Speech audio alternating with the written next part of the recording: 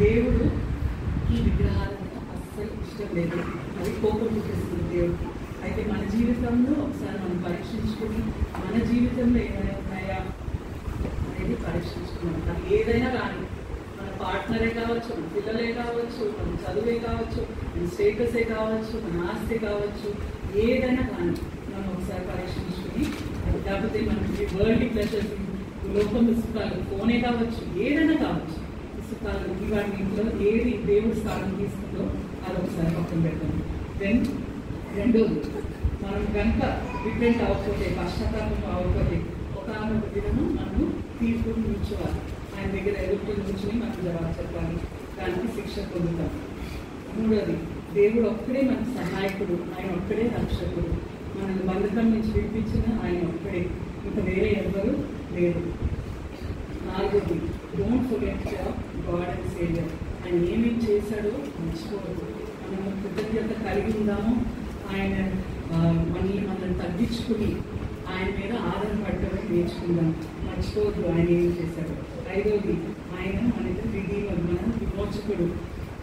మనకి ఎటువంటి పాపమైనను, ఎటువంటి బద్ధకమైనను వాటి నుంచి మనల్ని రక్షించడానికి సిద్ధంగా ఉన్నాడు. మనల్ని జయించిన దేవుడు మన ప్రతి పాపం నుంచి కూడా విడిపించగలడు, సహాయం చేయగలడు, రక్షించగలడు. He can restore it. తిరిగి ఆయన దగ్గరికి తీసుకురాగలడు.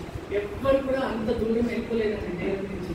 ఆ సాతాను మాట వినదు, చాలా దూరం వెళ్ళిపోయింది, ఇంకా అయిపోయింది, ఇవాళ అయిపోయింది, లేదండి.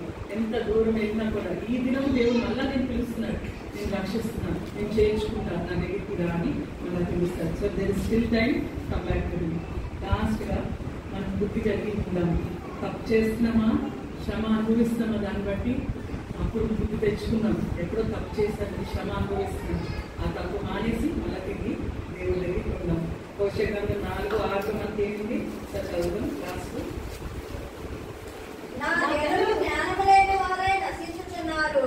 నీవు జ్ఞానమును విసర్జించుచున్నావు కనుక నాకు యాజకుడవు కాకుండా నేను నిన్ను విసర్జించును.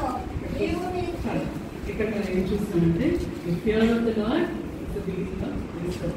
మనం కనుక జ్ఞానం కలిగితే మనం దేవుని ఆజ్ఞలు గైకొంటాం. జ్ఞానం లేకపోతే ఆ ఆజ్ఞలు లేకుండా మన మీదే మనము తీర్పు తెచ్చుకుంటాం, శిక్ష తెచ్చుకుంటాం.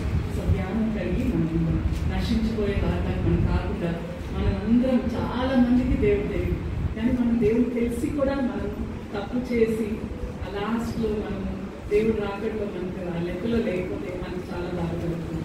ఈ పాయింట్లను మనం జ్ఞాపకం చేసుకుంటూ చిన్న ప్రార్థన చేద్దాం.